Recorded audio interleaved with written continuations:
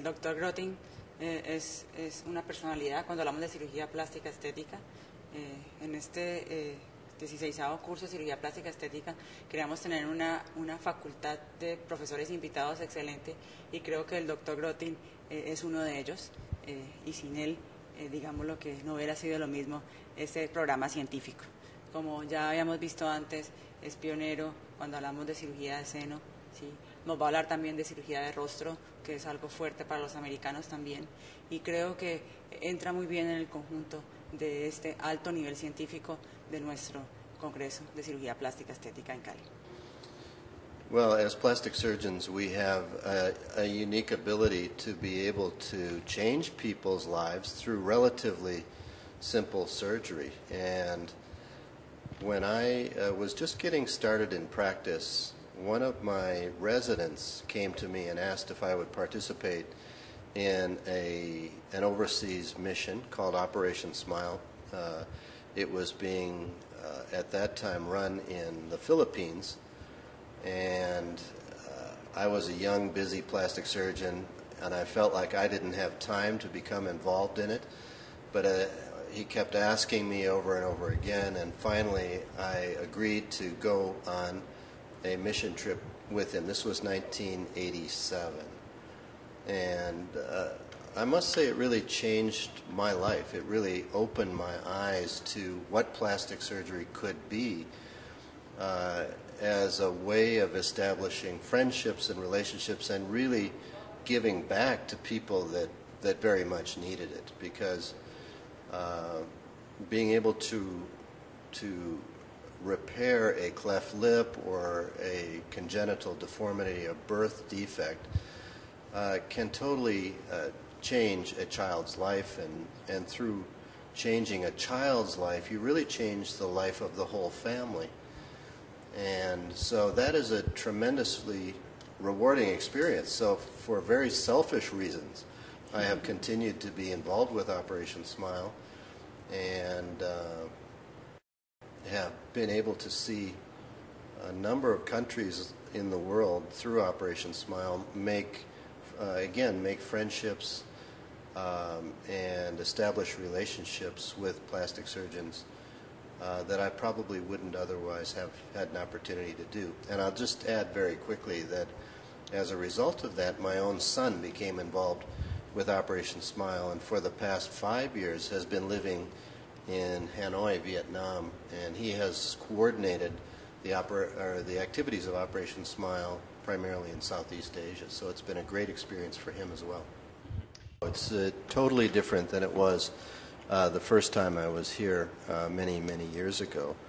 Of course, you have some giants in plastic surgery that have come from Colombia. The contributions from Colombian plastic surgeons long before I became a plastic surgeon are well known. But the whole system of teaching, of education, of the residency programs, attracting very good young people to go into plastic surgery has paid great dividends. That is, it's resulted in a very much higher quality of work. The presentations that are now being presented from Colombian plastic surgeons are world class. They're as good as you see in any country in the world, Europe, North America included. So Colombia has been paving the way, particularly I think in South America too, in terms of contributions. Well, I think what we've seen over the years has been that not only is it important to treat the cancer, and unfortunately 1 out of every 8 women develop breast cancer during her lifetime, so it's epidemic. And as plastic surgeons, we see a lot of women who do have breast cancer, and through the years the plastic surgeon has become a vital part of the whole breast cancer treatment team. And so before, where we only used to see women years after they'd already had a mastectomy and been treated, where they're coming back for reconstruction, now we have the opportunity to see women as they're entering treatment, so that the option of having reconstruction immediately at the time of mastectomy, or even in the case of what we call conservation treatment, where lumpectomy and radiation is being done, the plastic surgeon can help with planning incisions, doing what we call oncoplastic techniques to restore the way the breast looks and functions, and at the same time adequately treat the breast cancers. So that's a part of my practice that I very much enjoy. Of course, one never likes to see a woman, going through that particular challenge in her life, but I think as plastic surgeons we can help make that process easier. Well, the breast implant, of course, started as a very rudimentary type of implant back in the 1960s, and over the years it has been improved greatly. And now, especially after we went through a period in North America where we did not have access to the best devices because of concern about its safety, what that has resulted in is careful study of the device to make sure that it was safe. And now I think it's been proven, it has been proven that breast implants, and particularly silicone gel breast implants, are safe to use, are effective. And unfortunately in the United States we're lagging a little bit behind the rest of the world, including Colombia, because we don't have access to what we call the fourth and fifth generation of shaped cohesive gel devices. They are still under study in the United States. I think it's likely that they will become approved very shortly, but the devices we have to use now are much, much better than they were 10 or 20 years ago. I became aware of Lina when she did some of her research that was published. I believe it was in Body Contouring. Huge series of cases, and so we didn't actually have a chance to meet until quite recently in Washington, D.C. We got acquainted for the first time at the American Aesthetic Society meeting there. But we do have a number of colleagues that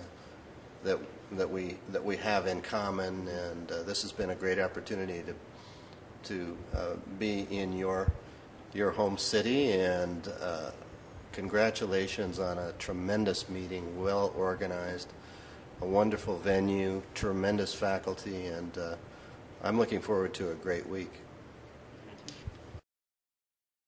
Plastic surgery doesn't stop the aging process.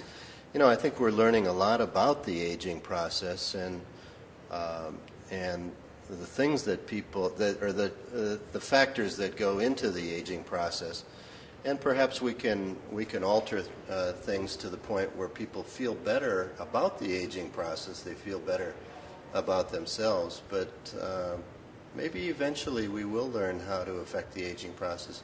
And I think, is it not true that isn't there a tribe of Indians here in Colombia who have the longest lives of anyone else on Earth? Is that? Have you ever heard of that? No, it would be an interesting group of people to study. Of course. Well, I think in terms of aesthetic plastic surgery, generally it's primarily women, say over the age of about 40. But it depends on what you're talking about. Of course, if you're talking about enhancing the breast, there are two peaks of interest in breast augmentation. One in the early 20s usually, late teens, early 20s, and then again after women have gone through the childbearing years, when the interest in breast augmentation rises again. So that would be the late 30s, usually early 40s. So it varies by procedure. Of course, for men, it's hair loss, and they start seeking plastic surgery when they start losing their hair.